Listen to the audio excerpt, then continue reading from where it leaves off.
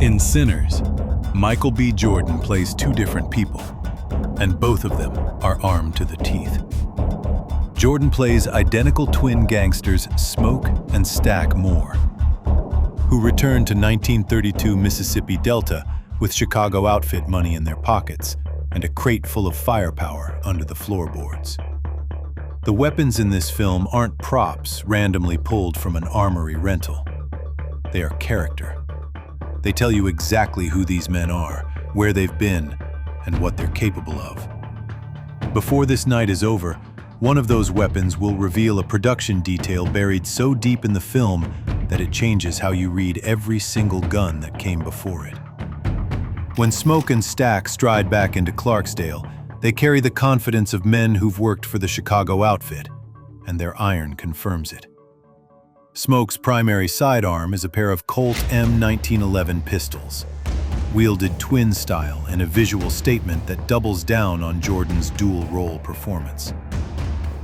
The 1911 was John Moses Browning's masterpiece and the U.S. Army's standard-issue sidearm from 1911 all the way to 1985. A 74-year run spanning World War I, World War II, Korea, and Vietnam.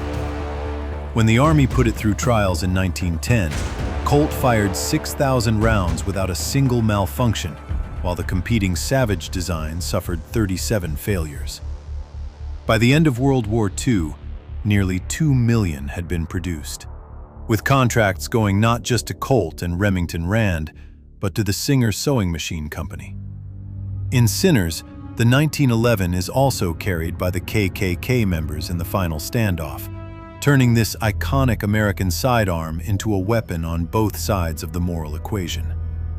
That tension is no accident. If you think Smoke's twin 1911s are a statement, wait until you hear what the villain is hiding in his waistband, and what it says about the kind of power that doesn't need to announce itself.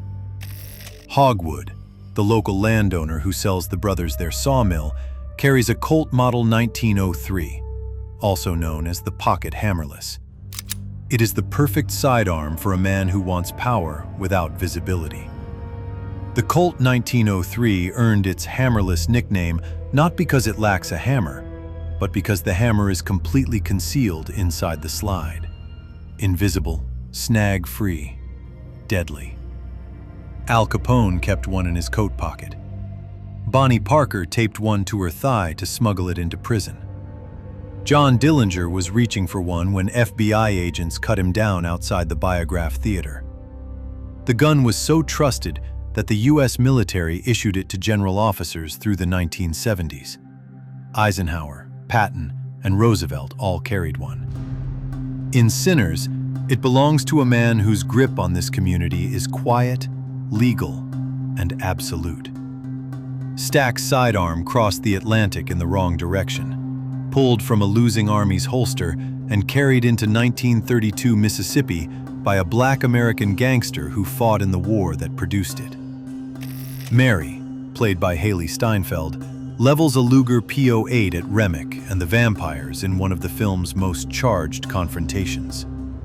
It belongs to Stack, the quieter twin, who never fires it himself. The Luger is the pistol around which the entire 9mm Parabellum cartridge was engineered. That same round that became the most widely used pistol cartridge in the world. Adopted by the German military in 1908, it was prized by Allied troops as a war trophy in both world wars. Stack fought in World War I before joining Capone's outfit. A Luger in his possession is biographical, a souvenir from a war America sent black men to fight and never thanked them for. That he hands it to Mary rather than using it himself says something about both of them. The next weapon in this film was built for a different kind of war. One fought on American soil by a woman standing between the living and the dead. Joan faces Remick and the Choctaw vampire hunters with a Springfield M1903, a bolt-action rifle already considered outdated by 1932, and that's exactly the point. The Model 1903A3 was the simplified wartime version of the original Springfield. rushed into production by Remington in 1942 when the country couldn't make M1 Garands fast enough. It served from the First World War to Vietnam, and Army snipers used the A4 variant well into the Korean War. A bolt action in 1932 Mississippi is not a relic. It's the state of the art.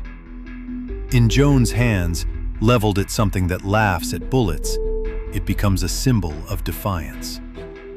A 19th century lever gun with a vampire-killing blade shouldn't work. In Sinners, it absolutely does.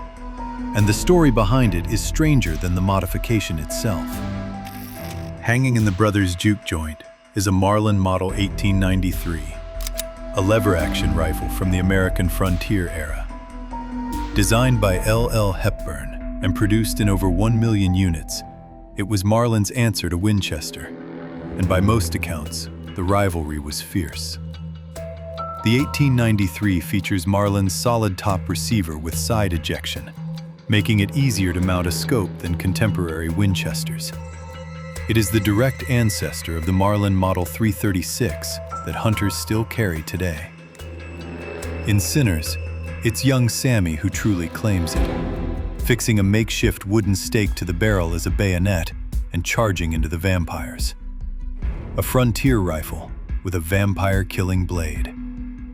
It shouldn't work. It does. This next prop didn't just come from the era of Al Capone.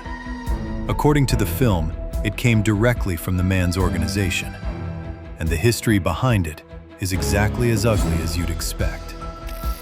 When the climax erupts, Smoke pulls an M1921 Thompson with a 50-round drum mag from the crate.